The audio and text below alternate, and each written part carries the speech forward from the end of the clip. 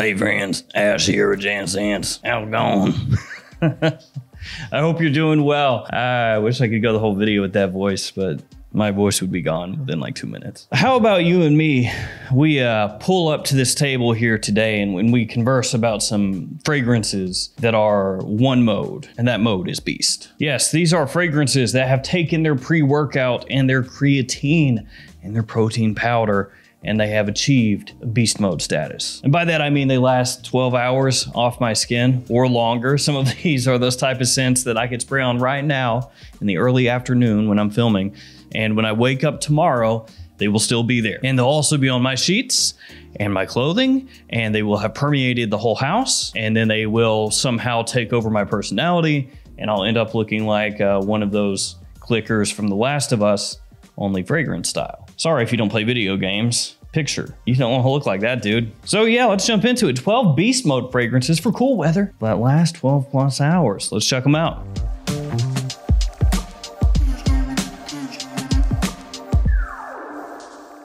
We got pretty much an even split here between niche and designer fragrances.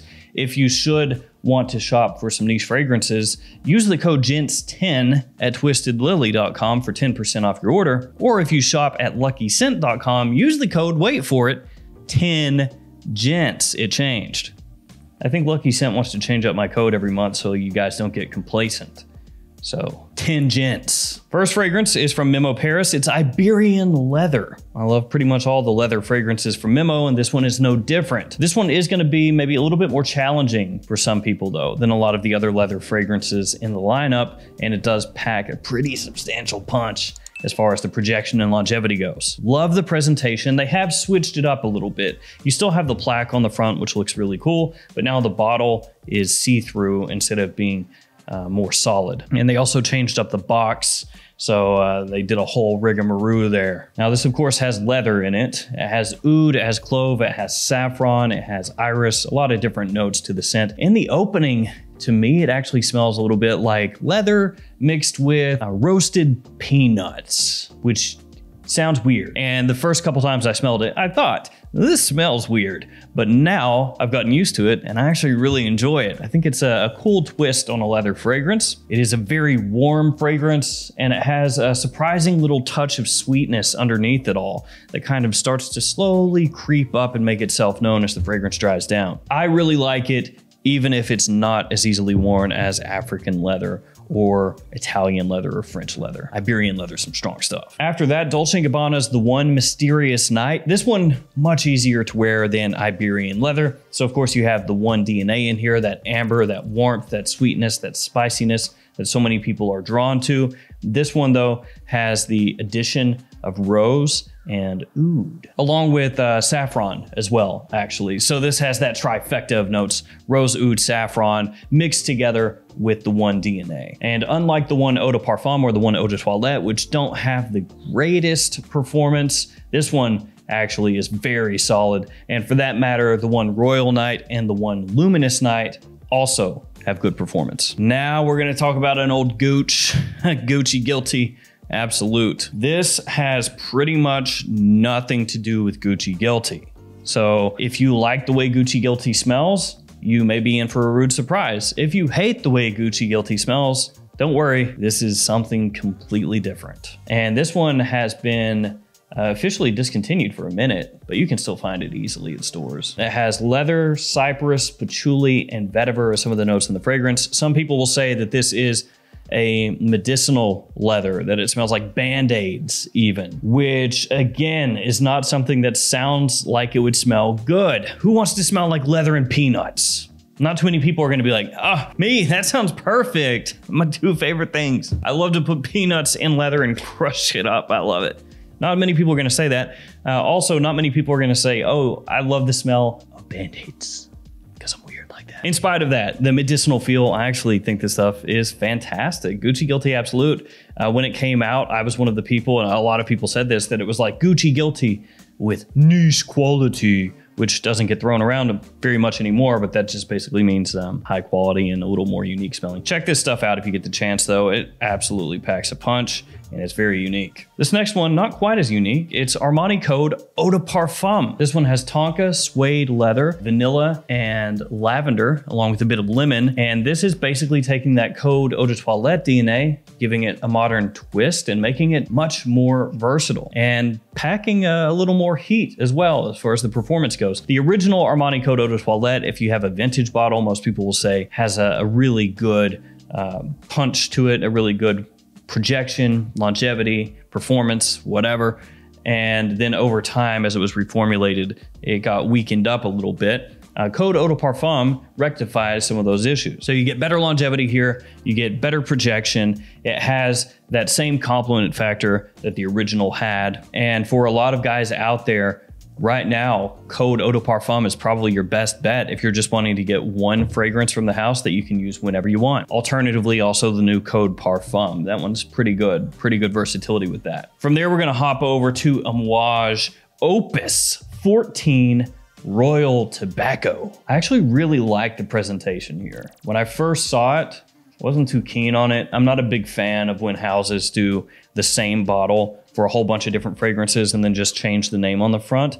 But this one, dig, because it has this almost stone kind of feel to the bottle, and it has a matte look to it that's really eye-catching. So Amouage sent this one to me, and I'm gonna make this pretty quick because it doesn't tie in with this video. But on my extra channel, Extra Gents Scents, if you don't know about it, just type that in.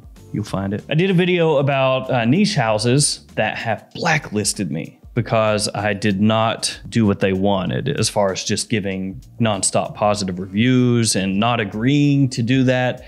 They would just blacklist me. You can watch the video if you want. And one of the houses that I had mentioned briefly was Amouage. And so Amouage actually reached out to me after the video and they said, hey, sorry if there was any kind of misunderstanding on our part or on your part. But Amouage said from our end, we don't care. You can review any of our fragrances, say whatever you want. Say you don't like it, you do like it, you do like this part, you don't like that part. Doesn't matter. Say what you want because we know that our fragrances are not going to be for everybody. And so they sent this on. So shout out to Amouage. They were the only brand that reached out to me. And just for the record, Fragrance Du Bois did not send any of the stuff that they had said that they were going to send because they did not like that I did a first impression on their discovery kit. So shout out Amouage, thank you guys. Now to Royal Tobacco.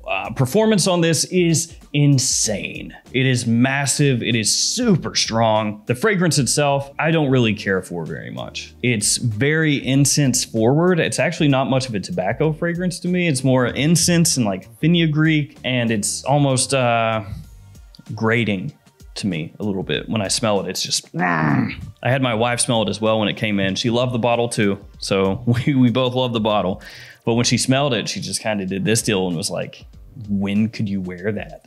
Like never. Now I know some people are gonna absolutely love that one. For me, it does not work. But if you're talking about just massive, unholy performance, yeah, that is possibly the strong, I think it is actually the strongest fragrance here. There is a lot going on there, a bunch of notes. There's vanilla, there's birch tar, there's fenugreek, like I said, there's tobacco, there's cardamom, there's licorice. I mean, there's a lot going on. And the quality is there. It's just that one I would not choose. And if I were going for a tobacco fragrance from Amouage, Boundless, which I reviewed recently, or Journeyman, I would take over that one. But if you're just looking for performance, there you go. After that one, Rasasi La Yukawam. This is a clone of Tom Ford's Tuscan Leather. It's actually a really good one. The quality here is very high, but this is also more expensive than your typical clone fragrances are, so it makes sense that the quality would be very high. Raspberry, leather, olibanum, and saffron, some of the notes in the fragrance. You get that sweetness in here from the raspberry. You get a nice warmth to the leather. It's a very wearable leather. It's not animalic, it's not funky, it's not dark, it's not smoky. Well, not overly smoky, just a faint hint. Really, really well done. So if you're looking for a top-notch Tuscan leather clone that has massive performance and staying power, check out La Yukawam. There's a reason that when this first hit, it was hyped heavily. We're gonna get into some oud fragrances here, some oud forward fragrances. The first one is Bortnikov Triad. Now, this one does have an animalic touch to it. The oud here has a little funk to it. It's got a little wang to it, and you can tell that just by smelling from the atomizer. Now, it's not crazy hardcore as far as how the oud comes across. But if you're uninitiated to how oud has certain facets that can come across barnyardy or fecal or a little bit like urine, and I know those all sound like terrible, terrible, terrible things, but sometimes oud can surprisingly have some of those facets and yet still smell really good. You also have Hyrax in here, you have rose, you have benzoin along with the oud. So obviously it's not just an oud fragrance, but I want you to know that the oud in here, more so than any of the other scents we're going to talk about, has a little funk to it. I think it smells great though. The quality here is fantastic. Bortnikov, a house absolutely worth checking out. After that, a Dunhill. This is from their signature collection. It's just called Agar Wood. Now, these fragrances you need to keep your eyes on. So the Dunhill signature collection has a bunch of different fragrances. You've got some for warm weather, some for cool weather. They all come in this presentation. Different colors to them, obviously. And you can sometimes find the fragrances in the signature collection for really cheap, talking 55, 60 bucks. Now I know that doesn't sound really cheap. You know, you're thinking, oh, $15 is really cheap. But for the quality of what you get here, that's really cheap.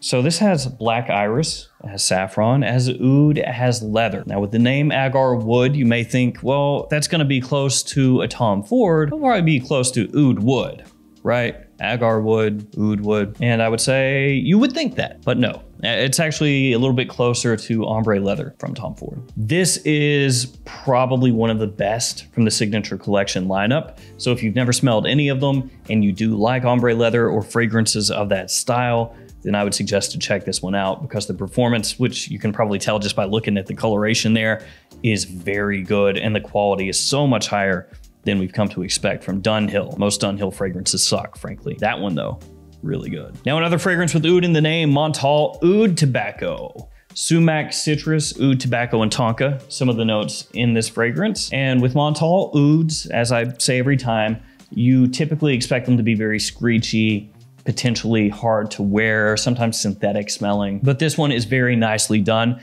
It has a good amount of sweetness that helps offset any of the potential screechy notes or screechy aspects that you'll get from the oud. Makes it much more wearable, much more appealing, and makes this one, Oud Tobacco, one of the best Montal Ouds, period, to be worn in cool weather. Easy to wrap your head around, not too difficult to pull off, with great performance. And frankly, a really good price when you consider what niche fragrances typically go for and what you can get Montal fragrances for. So that one's solid. Okay. Ooh, this one is almost a meme.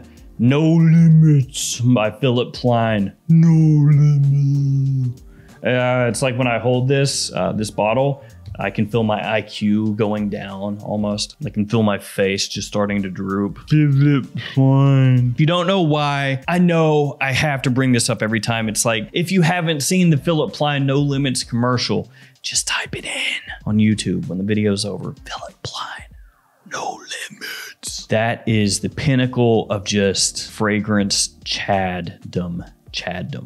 Yeah, he's a Chad. Leather, chocolate, vanilla, oud, and a bunch of other notes are some of the notes in this fragrance, but they don't just give them those notes. It's like, what is it? Laser woods or something like that. And I don't know, they just give ridiculous names to all the notes. So yeah, there's a lot to dislike about this in the marketing, but the fragrance itself, what's on the inside here, is awesome. I love it. Yeah, it has a bit of a similarity to Gucci Guilty Absolute, and also a little bit of a similarity to Fragrance One Black Tie. All of those done by the same perfumer. So I think the similarity that's coming across here is the leather accord, probably, that's being used across the fragrances is similar. But I will say No Limits is a bit more wearable for your everyday guy than Gucci Guilty Absolute is. But it still isn't the easiest to pull off because it's got a unique flair to it. I would say sample it first, but good luck finding a Philip Plein No Limits bottle at your local Macy's. Up next, we got Acqua de Parma Leather, another leather fragrance. Leather typically has some good staying power. It's got raspberry, rose, leather, and gaiac wood as some of the notes in the fragrance. So automatically when you see leather, you see raspberry, you're thinking Tuscan leather, right? It's an interesting wood, and the gaiac actually comes through pretty significantly. Like if you've ever smelled gaiac wood, just the oil itself, it's a very specific scent profile, and it comes through there clear as day. So that's really a big defining point for this fragrance that puts it on its own path. Which after having smelled Tuscan leather so many times, which masterpiece fragrance, but after having smelled that so many times, Acqua di Parma leather is a little more appealing to me nowadays. And then we're gonna wrap it up with Woody Mood from Olfactive Studio. So this one has incense, it has cacao, it has ginger, it has sequoia as one of the main woody notes in the fragrance. And this one is a very easy to wear fragrance for fall and winter. Some of these other ones were a little bit more difficult to pull off. This one's pretty simple. I say that assuming as long as you like woody fragrances, which if you buy a fragrance named Woody Mood and you don't like woody fragrances, then what are you doing, man? It's like setting yourself up for failure. Don't do that. The smokiness in here has like a slight varnish kind of feel to it underneath everything, but I find that actually very appealing. I know, again, another one of those things sounds like it's not good, and it turns out to be. Little ginger in the opening gives you this zing, this pop that helps lead you into the mid and the dry down where you get this bit of cacao that comes out, sweetens things up a little bit. So Woody Mood, very nice. One of my favorites from Olfactive Studio. And I will very quickly throw in an extra fragrance here. It's Bogart Pom. This is very inexpensive, so this is gonna be the cheapest thing on the list today by far. If you don't have too much money, you can check this out. It's, I think, around 20 bucks. Got lavender, tonka, patchouli, and orange blossom as some of the notes in the fragrance. Smells a little bit like a discount take on Xerjoff Naxos, which is a very well-known tobacco fragrance. So even though tobacco not an official note in here, gives kind of a tobacco feel, and the performance is awesome. So there we go, guys. Some beast mode fragrances, 12 plus hours longevity for cool weather. Sorry the video ran so long here. Sometimes I don't talk too much. Thank you all for hanging with me though. Thank you for staying till the end, you guys. Stay safe out there, please, and I will see you tomorrow with another fragrance video. See you guys later.